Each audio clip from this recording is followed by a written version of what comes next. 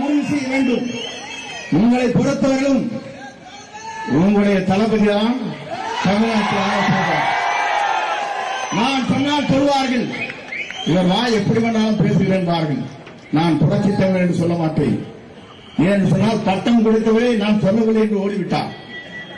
ஆகவேதான் நீங்கள் சொல்கிறீர்கள் தளபதி என்று, நானும் சொல்லுகிறேன். அவர் ஆட்சிக்கு வருவார், தலைமை ஏற்பார்.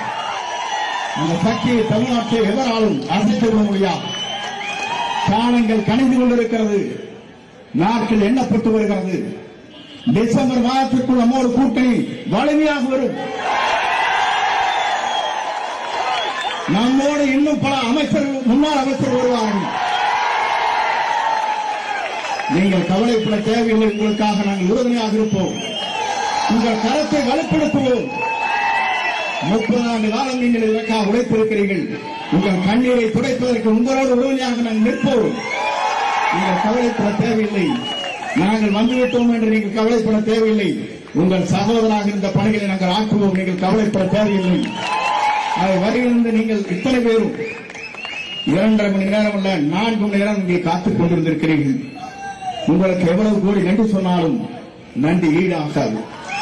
ஏன்னு சொன்னால் மற்றவர் கொண்டை சொல்ல விரும்புகிறேன்.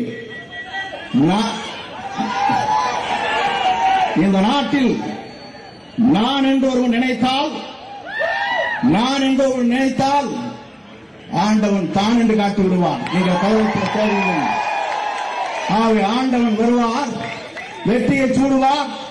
நாளை ஆட்சி வளரப் போகிறது. யாராலும் தடுக்க முடியாத வரலாற்றை நான் படைப்பு நேற்று இணைந்து